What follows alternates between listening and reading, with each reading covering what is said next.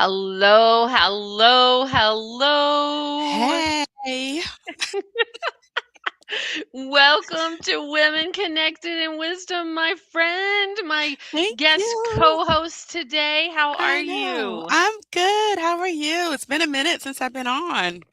Right, it Yeah. has. So hmm welcome to the stage, Cecile Armstrong. You Thank want you to do so our much. official intro and then we'll get into chatting because you and I can Yeah, chat a lot. I Okay, know. here we go. Hey, y'all, I'm Christine Gautreaux, a white social justice advocate, an international speaker, coach, best selling author and publisher, and dancing social worker who helps you upgrade your self and community care. And Hey, y'all. I'm Cecile Armstrong. I'm a Black woman entrepreneur, Amazon best-selling author, and a systems coach and virtual assistant for arts and social justice organizations. I am a champion for racial equity, social equity, and self-care. and together with our co-host Shannon, who is out today, we miss you, Shannon. We are a hmm podcast rooted in the 8 dimensions of wellness, and we get together every week for special conversations with special guests for intentional conversations about how to be wise in business, relationships, and wellness. How do we do it? And today we're talking about financial wellness. And for episode 216, breaking free from your workaholic career path. So, Cecile, folks that know you as one of our Women Connected in Wisdom, you've written several chapters in our books. hmm How is this? I thought it was interesting that I called to ask you to be my co host on this one.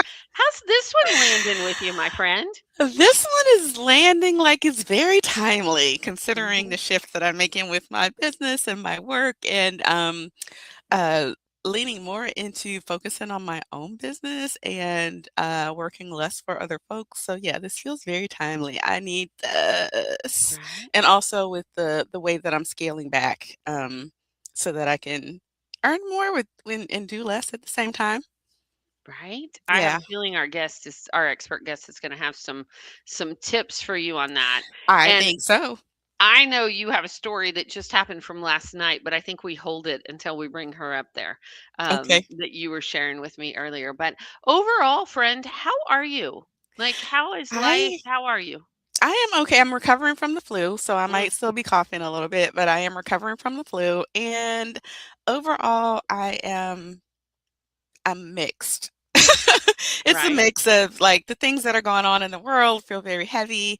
Hmm. And at the same time, this really does feel like the end of the 9 year, and I can feel myself letting go of a lot of things, and I'm like resting up to like ready to push forward in the spring, and I'm really leaning into the ebbs and the flows right now. Right? Yeah. How about you? Yeah. Well, I'm grateful. Mhm. Because you were one of my co-leaders, but I'm out here in Oakland, California this week working from Mhm. the Inner Place office. We just had the privilege of doing a Secrets of Leading Interplay Yes, we event. did. And it did not stink that I'm out here in sunny California and Joe is telling me back in Georgia it was 4-degree wind chill. Mm. So, sorry, Joe. And all our listeners in the South, because I do know that it should be illegal to have temperatures like that in the South, because we did not sign up for Mm. that. But Mhm.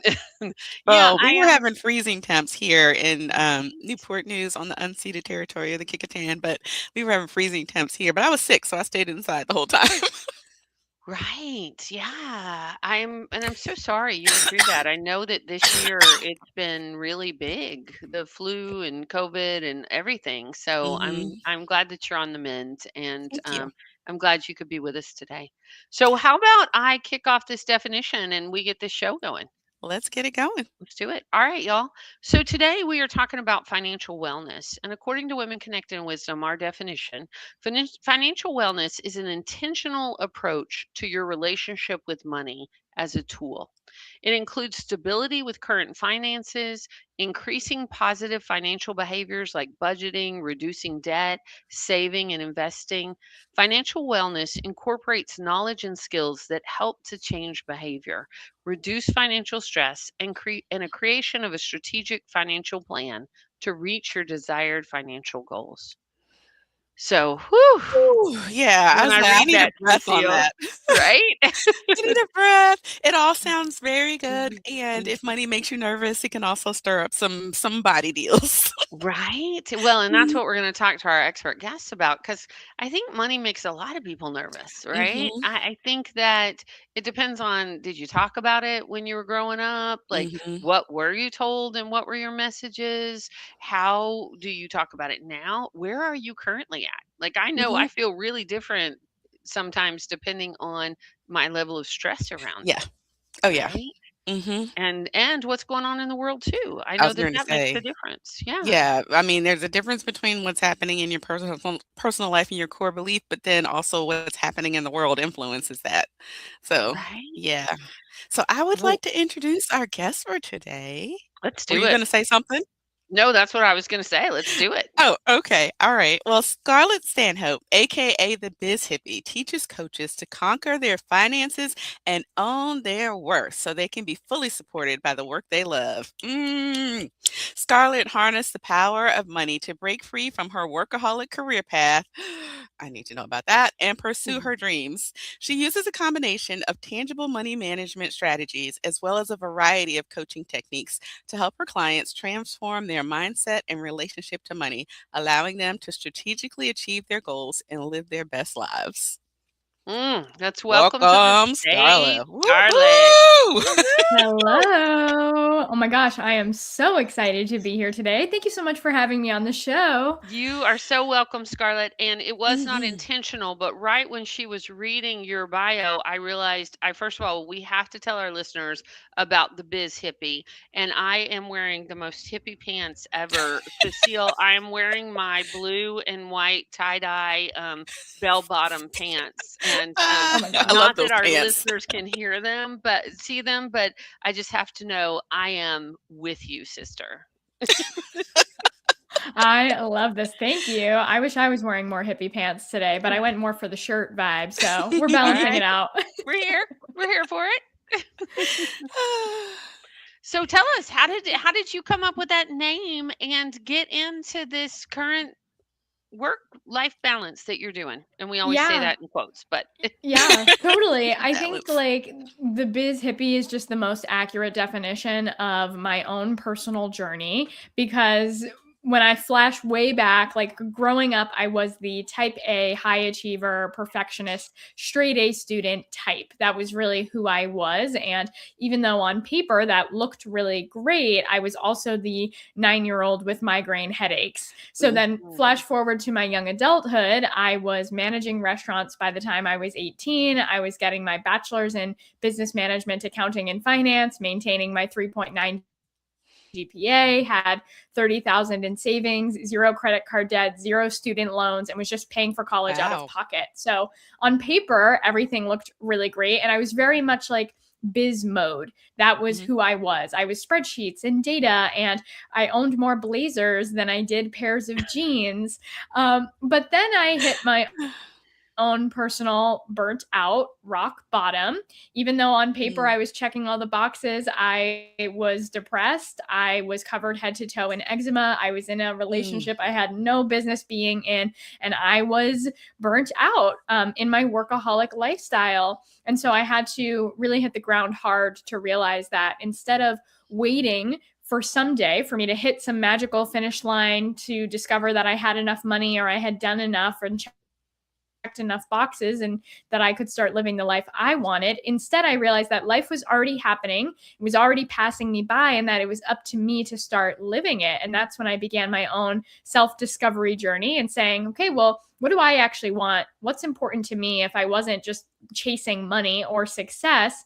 And then a few years after beginning my own personal growth journey, immediately after getting my bachelor's degree, I took a complete 180 and became a life coach and started my life coaching practice. Started saying yes to everything that lit me up, like becoming a yoga instructor, becoming a Reiki practitioner, traveling, attending retreats all over the world, and just went full on hippie mode. And then starting my business, trying to get that off the ground, about a year into my business of floundering about in only woo-woo hippie land, I realized that I needed to bring the two together, like bring back my business strategic part of me and also hold the mindset woo life coach part of me, and then especially in helping other people to live their best, most aligned lives, especially around money. We need to have the tangible and the strategic and the grounded aspects in order to actually create the fulfilling vision that we desire. And so that's where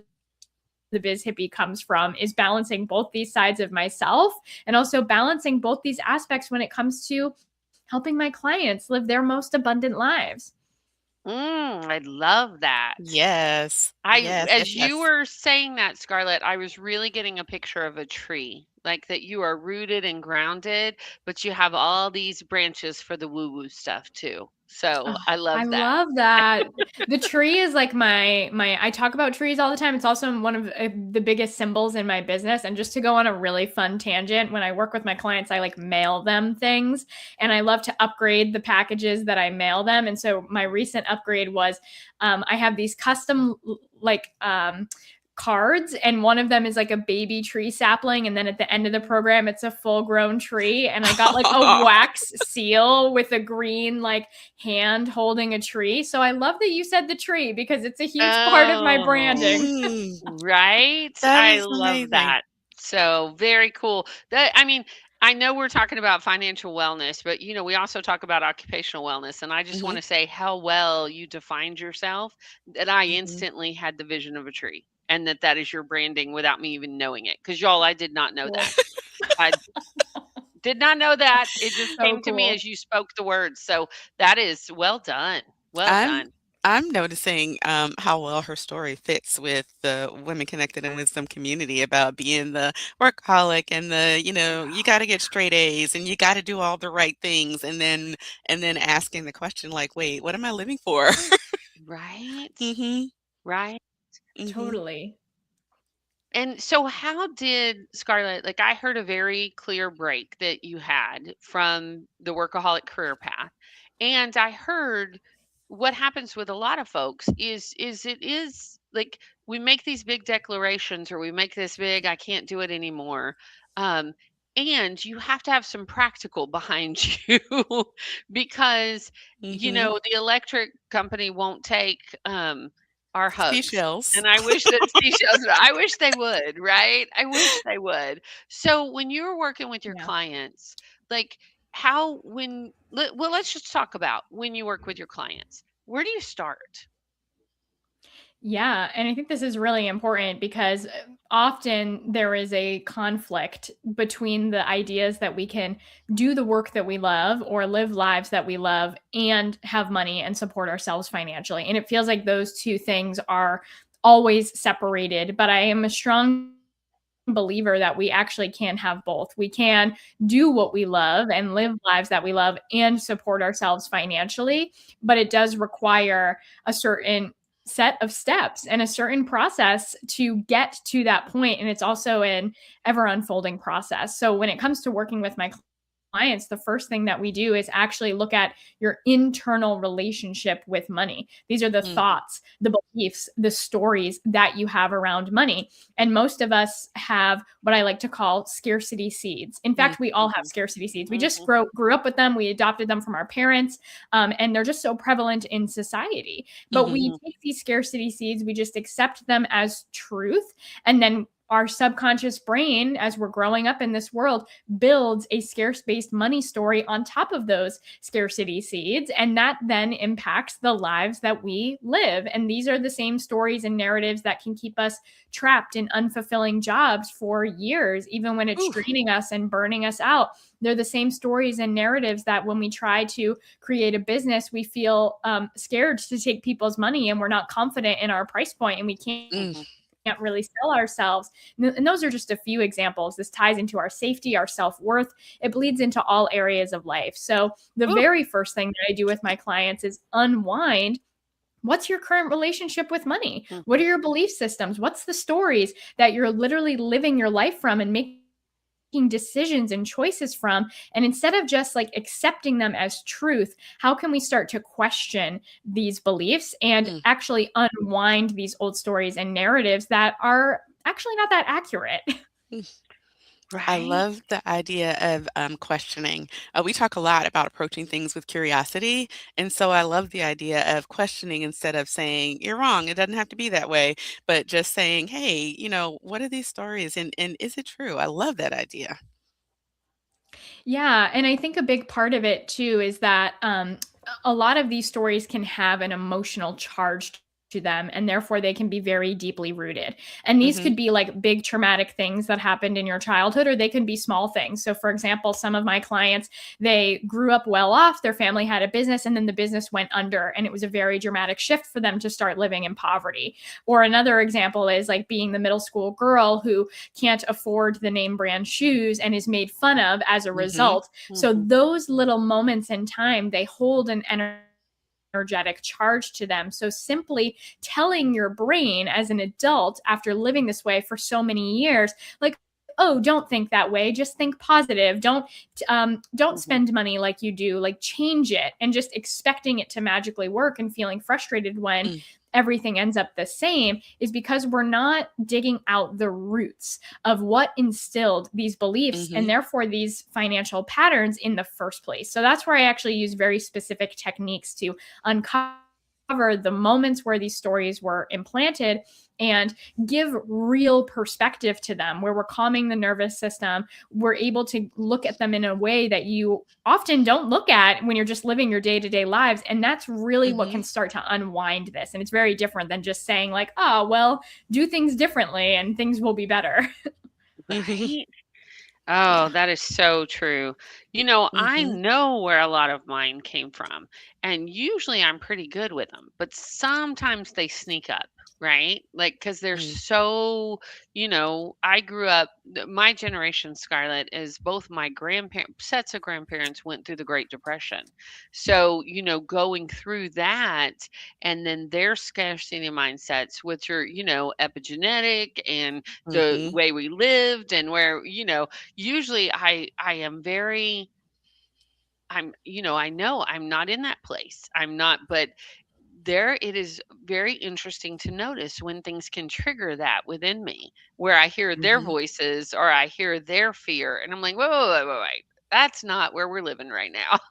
Hmm. Yeah. And I think it's so important to start here with this like internal work, because the way that I like to describe it when I'm talking about this with my clients is it's like you have this like a yard. You go out to your yard, it's covered in grass or maybe weeds, and you want to plant a vegetable garden. So you go out to your yard and you just take a bunch of carrot seeds and you start chucking it at your lawn. And you're hoping that those carrot seeds are going to take and you're going to like grow a beautiful, flourishing garden. Like that's kind of how we treat abundance and manifestation. We're like, I'm just going to say a bunch of affirmations, I'm going to try a bunch of new habits, and that's like Hmm. throwing carrot seeds at your lawn. But what you actually need to do is, and like maybe if you keep doing that over many and many years, eventually you'll get some carrot plants, but that's Oh, the slow good. It's approach. coming. It's coming. Sorry.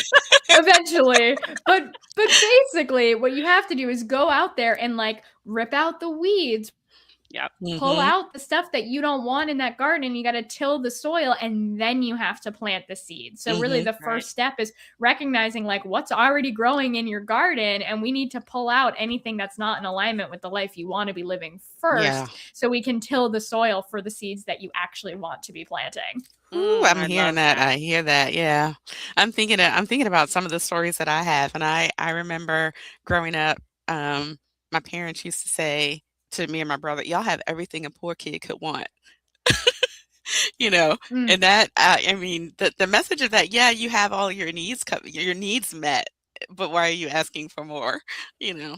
Yeah, and I Mhm. think like it's kind of like what's even the energy of that, especially as a kid? Like how do you feel when you hear that? Mhm. Right? Yeah. Right? Mhm. Well, and I was thinking about the story you told me last night with your uncle, Cecile. Do you want to share that story? Which story? Oh, the miscommunication? No, the working hard. I talked to 2 uncles last night. Yeah. Okay. I called my uncle, to tell him happy birthday last night, and he was asking me about my business, and I was telling him about the shift that I'm making, from doing forward facing social justice training to being a strategic virtual assistant because I do like to organize. And so I want to work with, well, no, I'm going to work with uh, arts and social justice organizations, but on the back end so they can do what makes them happy. And I can be happy setting up their Google workspaces and stuff. And he was like, oh, I love that. I love that. This is so great that you're going to pivot. And he goes, you know, you really got to work hard to get that money. You got to work hard for it, you know, and then it'll come. And I was like, no, no, no, no, no, no. I was like, I am making space for money to flow to me easily and effortlessly. Who sings that song, Christine? Oh, Karen Drucker. Karen Drucker. I Yeah. love me And some so Karen Drucker. yeah, and so that's what I was thinking of. I said, "No, I am clearing the space for the money to flow to me. I am not working hard for this. I'm gonna do what I like, and the money is gonna flow, and it's gonna go to support, you know, all these organizations that I wanna support." And he was like, "Huh." Like he had never thought about that because he really just paused and was like, "Huh." And then he goes, "Okay, I hear that." Totally. Oh, I love that. And I think it's like so common these stories of like you have to work hard or money doesn't grow on trees, etc., where we Mhm, just accept it as truth. But I love to look at nature as an example. I'm mhm, like this whole idea of scarcity and not enoughness is a human concept, but if we look Mhm. at nature, nature mhm. is infinitely abundant. And going Yep. back to the tree example, something that I say to my clients all the time is a tree is always taking in carbon dioxide. You Yep. would never like shame the tree or guilt the tree for taking in too much or be like, tree, you're not good enough. You're not shaped right to like Mhm. accept this level of carbon dioxide. But it's just like the tree being the tree. And as a result of the tree being the tree, it's pumping out oxygen for us Mm, to breathe. So it's actually part of the vital cycle that it just keeps growing. And we see this for everything. If you have one potato, instead of eating that potato, if you plant that potato, it's going to grow like a whole batch of potatoes. Like you have the infinite potential of abundance with just one seed, and it's just like constantly flowing. So the more that we tap back into who we truly are, which is a part mhm. of nature, like abundance is really just our default way of being. We've just had a societal pattern on top of it that tries to tell us that that's not true. Oh, I love that. Well, we've Abundance had a is our very default. Mm, right? We've had a very white patriarchal society to tell us that, this is the way it has to be. And I love that you're referencing nature, Scarlett, because that mhm, is accessing the feminine. It's accessing mm, what, those of us that are connected to the earth know is mm, that, Mm-hmm. there we can do this in seasons. Like you don't, I always say that because yeah, I'm a doer. I was raised to be a doer. I'm like so when you say workaholic, I'm like, oh yeah, that's me. Um, and I get joy out of it. But there are times, but I don't do it because I'm thinking, oh, I have to produce this or I have to do that. Like I Mm. I have that knowing in my body that, flowers don't bloom 365 days a year. That mm, there are seasons and there are times. And my dad was a farmer and my grandparents were small time farmers in Texas. And so really growing up with those cycles and that the knowing, and I love your language of the tilling and the prepping mhm. and you know, and I've rebelled against some of that. So I also sometimes do throw carrot seeds, just wishing that I didn't. I mean, I think that's human nature, but Mhm. Totally. Yeah. Totally. And some things that I like are coming to mind as you share that is like sometimes we have the thought that the solution to living a more abundant life or having more money or getting out of our money stress is that we need to work harder or work more Mm, or do more and that that's going to be the solution. But the problem is it's not about like the amount of money you have, it's about your relationship with mhm, money and it's Mhm. about I like to describe it as energetic math. It's the output, the energy behind your actions that you take in your life, that determines your results. So if you're spending time, energy, or money from a place of scarcity, fear, and not enoughness, the actions are just going to amplify that and bring you more of that. So if you're working very hard, but from a place of fear and lack and not enoughness, you're just creating more fear and lack and not enoughness, versus you can literally take the same exact actions. And when I say actions, I mean spend time, energy, or money. But if that is coming from a place of safety and enoughness and alignment, you're going to create more of that. And I think that's a huge part of living an abundant life, is trusting that process. And it doesn't always manifest immediately. So it can be scary or intimidating, going back to what you said with the cycles, to be putting energy out even from an abundant place, but not seeing the returns on those investments right away. And that's often when we can slip out of our abundance and into fear. So it's really a practice of maintaining that safety and that abundance, so we can keep taking action from an aligned and abundant place until we do have those flowers blooming and we actually can reap the harvest of the seeds that we've been planting. Oh, I love that. Yes, yes, yes. I do think sometimes in our current culture that, as an entrepreneur myself and having a couple of businesses, like, some of the seeds I plant take 5 years to bloom. Like, it's not, that's not, I don't think it's a bad thing. It's just a realistic thing. And some bloom immediately, right? Some I will see results of the minute I put something out. And some are relationship building, and it's 3, 4, 5 years down the road.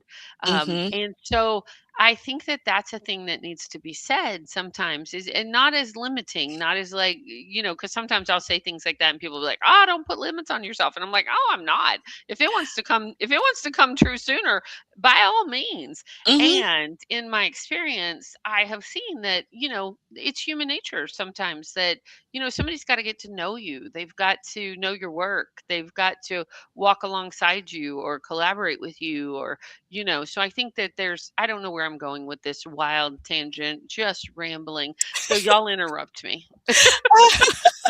I actually need to step away from the camera for just a minute. Okay. And I will be right back. No worries. Thanks for letting us know. Mhm. So, Scarlett, when you are working with your clients and somebody's struggling with the fear and scarcity mindset, how to shift somebody out of that? Yeah, and I think this is an important question because this is common. Like, so many of us deal with this. And even, it happens to me too, as a money coach and especially as an entrepreneur. So sometimes even I slip into that fearful place. And so, how can we quickly get out of it and move through those emotions and fears so that we can come back into a place of abundance, to make sure we're living our lives in an abundant way and continuing to take action in an abundant way? And I think there's two components to this, and it's different depending on where you're at in your journey. So one is more of this internal work of learning to see what's coming up. What's the story? What are you making your current situation mean about you? How might that be fueled by an old story where you're not just reacting to this present situation, you're actually like piling on a narrative that you have been crafting in your mind and living for many, many years. And so how can we bring awareness to that, clarity to that, emotional regulation to that, and really like look at the present situation from an objective place and get our body calm? So I think that is one piece of this equation. The other piece, and this is something we haven't really talked about yet, but I think it's as equally as important as all of this internal work, is the tangible work of learning to manage, track, and see your money clearly. Because a lot of money stress actually comes from not having a clear and accurate picture of how much money you have or where it's going, and not knowing what is happening with your finances. That makes money feel out of your control, and therefore it makes life feel out of your control. You don't know like what's going to happen to your bank account in the next weeks or several months. You don't know like exactly how you're going to pull it off or pay your bills. It just feels like up in the air and it's a big cloud. And when you don't have an accurate picture of what's happening with your money, that's when your brain fills in all the blanks with the old stories, with all the narratives. And often we are catastrophizing or just creating a story that is inaccurate to reality. So, learning to see your money very clearly and very objectively and see exactly what's going on with it, exactly how much you actually have, which is different than the amount of money in your bank account, and being able to feel safe and regulated with reality of your financial situation. And maybe you look at the numbers and they're still like not great and you're actually in a stressful financial place, but now because you can see it clearly, you can do something about it. You can't solve a problem you can't see. You just keep spinning in the uncertainty of it. But once you can see the problem and you can feel safe and grounded and trust yourself to handle it and move forward, that's when you can create a game plan and a strategy to deal with it. And that feels very empowering and can take you out of money stress actually very quickly. Oh, I love that.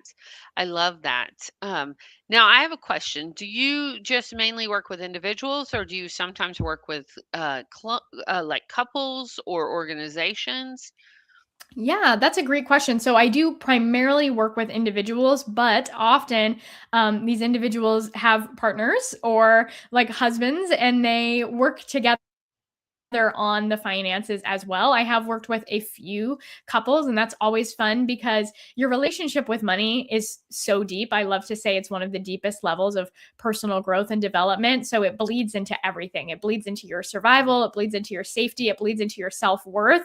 So it also bleeds into your relationships big time. You know, money is the number one cause of divorce. And it's very interesting to see the parallels between our businesses, our money, and our romantic lives and our relationships as well. So when you do this healing around money, it affects your relationships in more ways than one. So that is a powerful way to do this work. And especially on the business side as well, this has a huge impact on your business. So like, yes, the short answer is yes, I've done this work too more than individuals, but even when I do it with individuals, it ripples out into these other contexts as well. Oh, I can only imagine because I think about I've been married for 32 years and we have very different philosophies about money. And I've done a lot of work around mine and my mindset and where I am. And it was really resonating with me when you said that about know your numbers, know where you are, and that your worth doesn't just equal what's in your bank account. And, we've had back and forth conversations about this because we grew up very differently. Like I had a lower middle class to middle class. My parents were public school teachers, so I always knew where my next meal was coming from, where I was putting my head at night. And my husband grew up very differently with a much more severe poverty and not feeling that safety net. And so it does make a difference on how we approach money or even our conversations about money. And I always I'm trying to shift this because I get in trouble. Because sometimes I will be like, "Hey, we're going over budget. Like, we just need to slow our spending or not spend any money." Like, I like to go a couple of days without spending money or a week, and if I say those words, like he's immediately got us living in a tent in a state park somewhere, right? Which Yeah. it's funny, not funny, but it is a different, and we've done a lot of work around that together as a couple, just to realize like, take a deep breath. It's okay. It's, we are fine. We're better than fine, but it is some of those stories are so deep, right? Mm, And they live with you your whole life, especially if you've had trauma around it. And yeah. so I love how you were talking earlier about digging up the roots, about really knowing where it comes from and being present and knowing your numbers. Because that was the strategy we really worked. Because I'm trained as a clinical social worker and was trained as a therapist. So, I always was going to the emotional. And then what I realized is, Mm, oh, if I can just show him the numbers and be like, hey, this is why I'm saying it, like, it right. it Yeah. was yeah, I mean, sometimes it's the practical, right? And I go back to your intro about being a practical rooted woo woo. Totally. Well, you do need both because the mindset affects the money, but then the money also affects the mindset and it goes hand in hand. And especially when you're in a relationship as well and you're combining your finances, like that's a deep conversation. And especially when you have different relationships with money, like finding that common ground and that middle ground, it's a lot easier to do when you're at least starting with the same clear information and then you're making decisions about it. But it is really interesting how even when we can be faced with reality and we can see that things are okay or things are good, or even when we make more and more money, we can still feel the same money stress and we can still play out the same patterns and we can still be living in the same fear because, again, it's not about the amount of money that you have, it's about your relationship to that money. And so, like, yes, you need both, but often when you do the tangible work of managing the money, it's going to bring up any other gunk that's under the surface. Because how this could show up is, for example, if you don't feel safe holding a lot of money for various reasons, like maybe you were taught that, money makes people fight because your parents fought about money. So therefore, money is evil and bad. So when it comes to your business, either you're going to block sales or repel money from coming in, or maybe you do make money and you reach larger and larger amounts of revenue, but then you spend it just as fast as it came in. Mm-hmm. And it's like we can look at the numbers and know I need to spend less. I need to spend less. I should stop spending. But no matter how hard we try or what we do, we just keep doing the same habits and patterns over and over again. And that goes back to the money story that we need to address at the core. Oh, I love that. I love that. I love that you heard that too, right? That if you, so, we've had a lot of different people on here for financial wellness and different things. I don't think I've ever had a financial coach talk to us about the fear of holding money.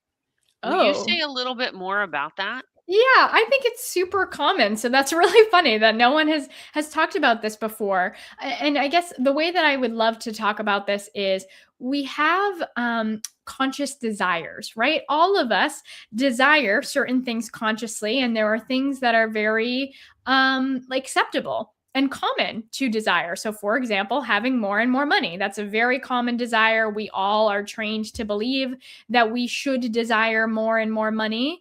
And so, consciously, whether that's in a career or in your business, you can want more money and you can work really hard towards making more money. And you can put in a lot of effort and you can put in a lot of action towards that. But subconsciously, it could be a completely different story. So, another thing that I work with my clients on is uncovering different parts of ourselves and really seeing the different parts of ourselves have different belief systems, different motivations, and some selves we may be very aware of and very conscious of, and other selves we might have no awareness of. So, for example, in the personal growth world, like inner child gets thrown around a lot. That's a very common part, but there are hundreds of different parts of us. So, you could be consciously working very hard towards making a lot of money, taking a lot of action towards making a lot of money, doing all the right things, getting the raise, getting the promotion, getting lots of sales. And consciously, you'll be making progress towards the thing that you want. But subconsciously, if you have a story and a narrative that is somehow rooted in money, having a lot of money, being unsafe for some reason or another, and this could show up in a variety of ways, maybe like money makes people fight. If I have too much money, then my friends or family will reject me or not like me. Being poor makes me a humble, good person, right? Those are just a few examples of what this could look like. But if you have any version of this and it's unaddressed, it doesn't matter how hard you work. It doesn't matter how much money you make. That subconscious self is going to rise up from the depths of your subconscious mind and it is going to sabotage you one way or another. And sometimes it might feel completely out of control. Like, how did that happen? It's just like every time I make a lot of money, something goes wrong and I have a huge expense or my car breaks down and I can just never get ahead. Or it could show up in other ways, like you just go on massive spending sprees and suddenly all the money is gone. And so we have to really start to look at the subconscious parts of us and those beliefs, and not just focus on like the primary parts of us and the conscious parts of us, because we're going to self-sabotage one way or another if we have anything under the surface that's not being addressed. Ah, thank you. Yeah, I Wow. mean, we've had people talk about that, but it's very interesting the way I'm hearing you say it. Because often, welcome back, Cecile. Often Thank you. people, talk about the blocks to making the money. But what I heard you say that I've never heard anybody say is about holding the money. That Mm, you may Yeah. have cleared your blocks about making the money, and you may be doing well with that. But if you haven't cleared your blocks about having, like being allowed to have it, that's like another layer of this, Oh, of your yeah. relationship, mm, which is yeah, fascinating to that me. is. I'm just thinking so many facets to this. Ugh, Right. it's not just one thing. No, Right. no. Mhm, And it can show up totally different for different people too, and the stories and the reasonings. But I guess like the simplest term is, if you're not where you want to be, or if you don't feel the way that you want to feel with your money, there's a reason. There's a mm, reason why mhm, that's happening. And I also believe that we can be in control of that. I believe like we're the creators of our reality, and there's some sort of internal process that is creating this result. Like mhm, this result of this life you're living is your comfort zone for some reason. Even if you consciously want something else, or you're working hard towards something else, but you keep ending up in the same place, there's a reason why, and that we can change that to therefore expand your comfort zone to hold a bigger result of Oh, what I you love actually that. okay, you're desire. speaking my language now about expanding your comfort zone. That's all part of it. Expand Uh-huh. the financial comfort zone. Right. It's true. Mhm. Um, yeah, it's Cecile, I kind of want you to speak to that for just a minute Okay. about, yeah, speak Yeah, I to that wanted for to, just but a minute. I didn't No, want to go just ahead. jump right Jump in in. there. Yeah, one of the things that I share in the beginning of my workshops as part of the everyday activism habit, my motto is no blame, no shame, no guilt, because those emotions get in the way of making progress. They keep you stuck where you are. They keep the status quo. But then the second part that I go on to talk about is about getting out of your comfort zone, because your comfort zone is like right here. You can walk around in the dark in your comfort zone because you know where everything is. But if you expand that a little bit and get into the learning zone, then that's the place where everything's not exactly the same. You have to kind of pay attention, but it's just enough to make you uncomfortable to like pay attention and learn the new pathways. And if you get beyond that, then you get into the danger zone where you're freaked out, you can't take in anything new, you feel like you're going to be attacked, you go into protection mode or defensive mode or whatever. And so when I'm teaching folks about racial equity or disability equity or whatever kind of equity, I'm always like, get out of your comfort zone and into the learning zone. And then the other thing that I share about that is that the people, whatever the dominant society is, they spend a lot of time in the comfort zone. And the people who are not in the dominant society spend a lot of time in the danger zone.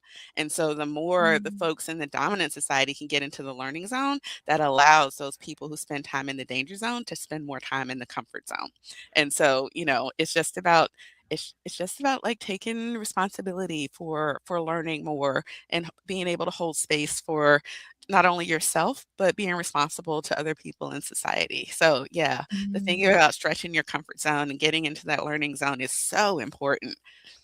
I Right. love the way that you described that. And I think what's so powerful about it is that this applies to every area of your life and every facet of your life. Mhm. And one of the biggest reasons why I love coaching around money is because I feel like doing this work of expanding your relationship with money Mhm. is like boss level personal growth and development, because it bleeds into everything. It It bleeds really into Mhm. does. every area of our life, our deepest like shames and guilts and not being enough Mm. and not being worthy and deserving, and like our foundational survival mechanisms, like the Ooh. parts of us that are going to scream and scratch and claw to keep us in that comfort zone. Like all of that ties to money. So it's Mhm. like taking everything that you just described, and it's like the version for people who ready to take it to the next level. Like, to me, that's my definition of the money work. Mm. Okay, yeah, I love that.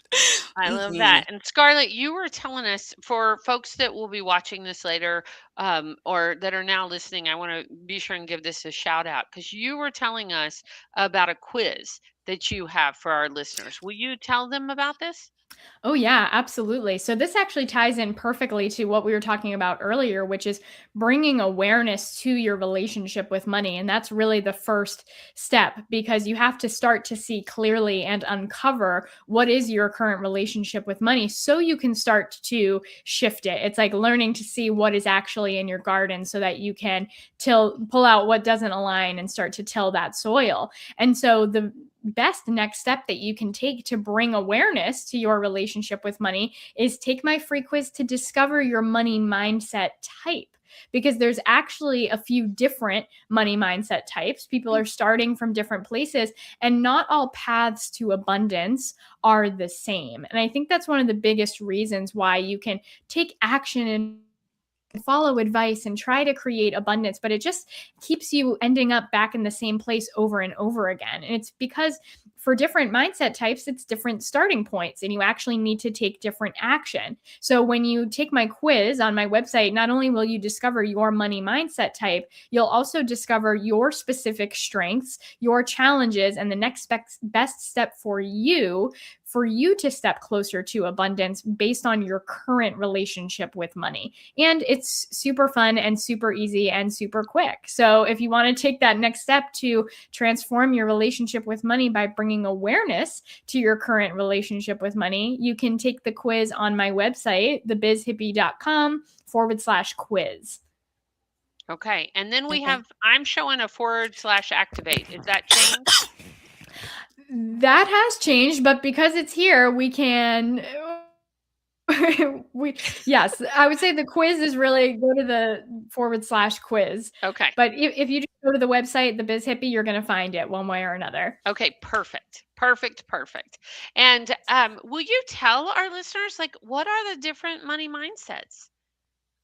Okay, yeah, sure. We can talk about it. So, the first money mindset type is what I like to call the volatile visionary. This is somebody who often has a resistance to managing, tracking, and looking at the finances. This is more of I deeply trust the universe. It's all going to work out. And this is the type of person who can actually things will work out. You might have super high highs where you do manifest a lot of money, magical things happen. You have a lot of faith and trust in yourself and in the universe. So you're willing to take big leaps of faith, maybe even some big risks. But on the flip side of that, because you can't really see your money clearly, you can also have really low lows and lots of stress that's festering under the surface that can blow up from time to time. And so your relationship with money can feel like an emotional roller coaster with really high highs and really low lows, where even though you have those highs, you kind of end up right back where you started over and over again. The other money mindset type is called the relentless reacher. This is the type who is a bit more structured or strategic. This is more like the masculine side of money, where you're working hard, you're checking boxes, you're doing the work, you're focusing on getting more and more. You're more likely to penny pinch or restrict or budget. You don't spend a lot of money, at least you don't think that you do. And you hope that if you just keep going on this path, someday you'll arrive at a destination where you'll have enough and you can start living the life that you want to live. The problem with this is that often you keep running on this never ending hustle hamster wheel, and eventually you feel burnt out. And for some reason, even when you do work harder and make more money, it still never feels like you quite have enough. So that's the second money mindset type. And then the third one is the abundant alchemist. And the abundant alchemist is a bit more balanced and has the strengths of both the volatile visionary and the relentless reacher. The abundant alchemist is the type who can see your money very clearly, knows what's happening with your money, and can feel safe and solid in your finances. But you're also able to live the life you want to live without money restricting you. It's where you're able to make choices and create what is important to you with your money, but you're also keeping your numbers in check. You're not just making decisions from your heart, and you're not just making decisions from your paycheck, but you're balancing both of those things to actively create and live the life that you want to live. So those are the three primary mindset types that I love to start with my clients and work on. Oh my gosh, this is so Awesome. fun. Scarlett, I just love your wisdom.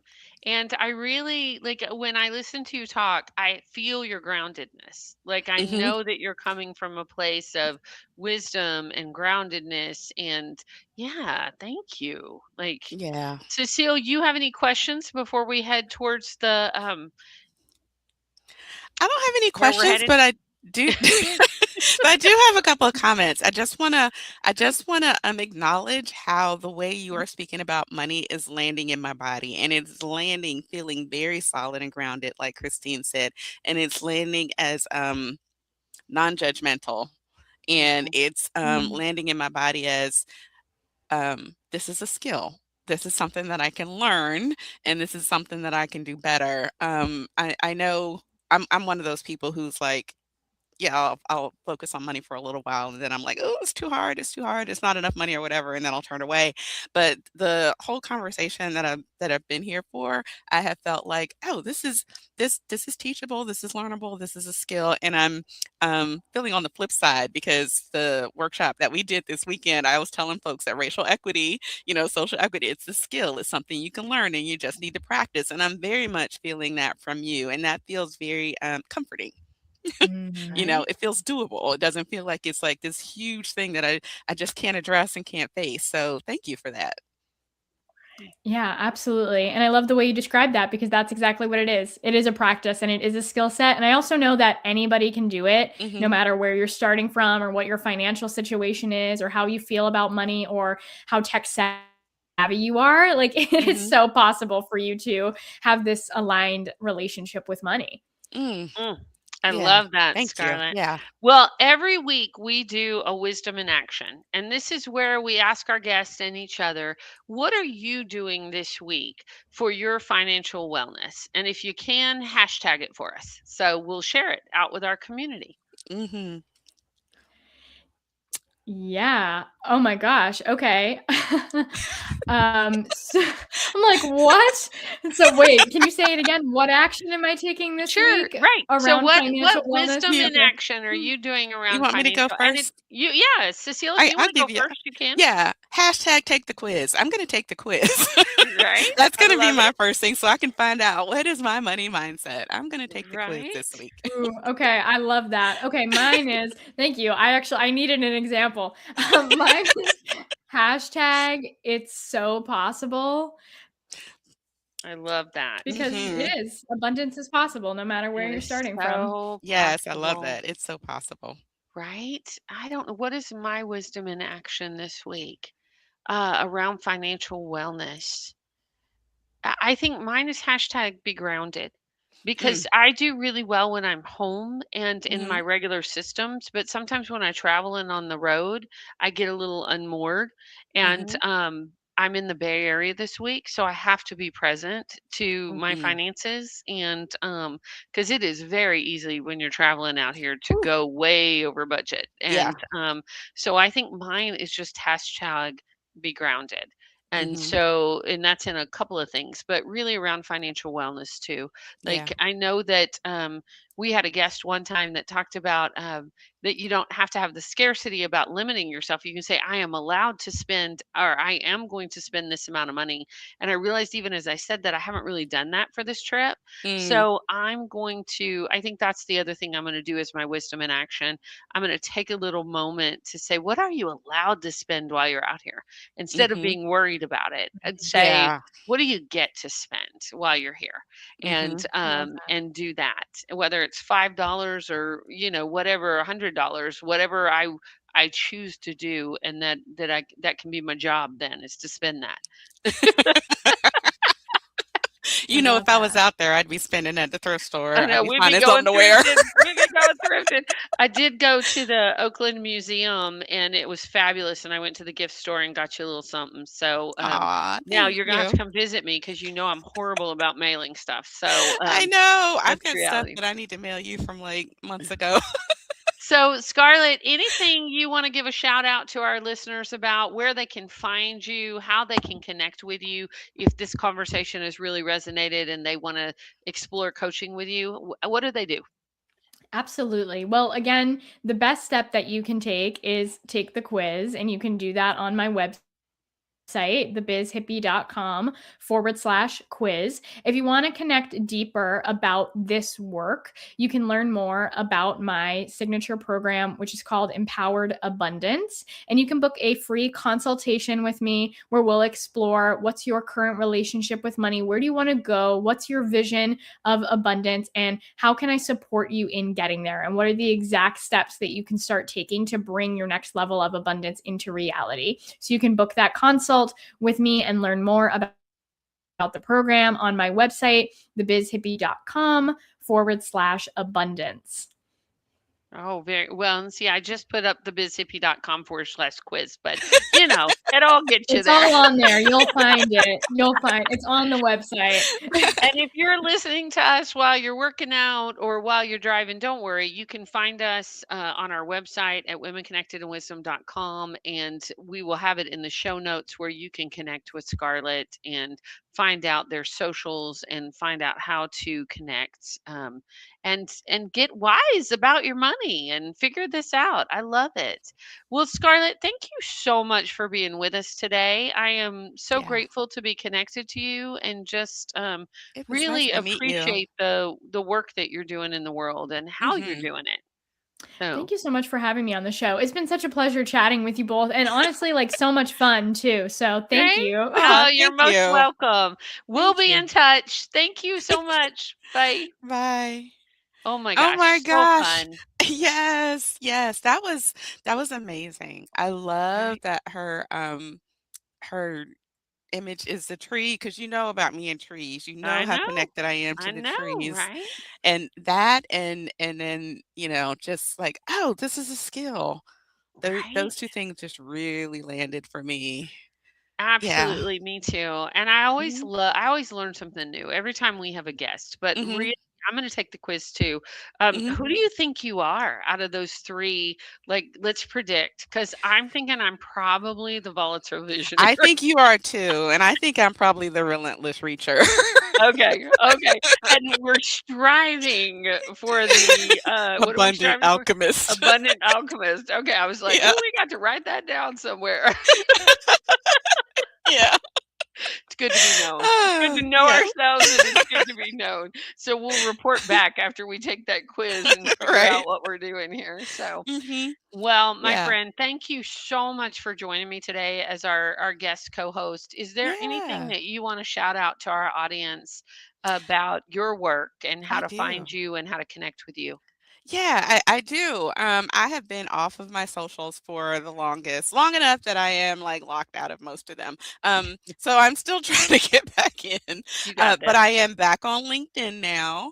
And I'm back on Instagram, but there's an IG at the end of my at. And I just wanted to bring awareness to the fact that I'm doing a little bit of a pivot with my everyday activism habit and serving arts and social justice organizations. I mean, there's so many out there that are doing so much good work. And I know how artists and people who are like ready to be out in the streets do not like to sit down and do that computer work and figure out what their contracts are going to look like and how to set up their files so they can find everything. And being the Virgo that I am, I Claim love it. Name it organizing. and claim it. That's right.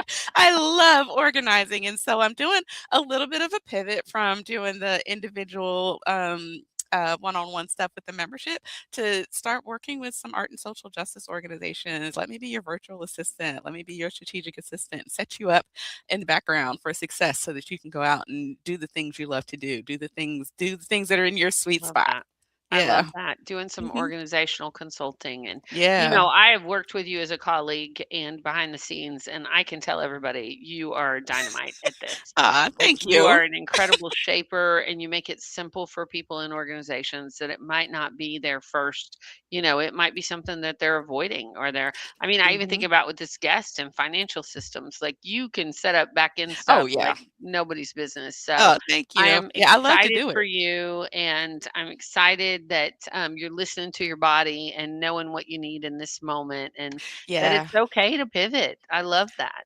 Yeah, So, well, I know, I've got body deals, and I know mhm, I can't be out there, marching and in the street, and I don't have the emotional capacity to do some of the front-facing stuff that I was doing, but this way, I can still, help the make a people who are out big there doing it. difference. Yeah. I mean, if Yeah. I can help an organization be sustainable and, Yep.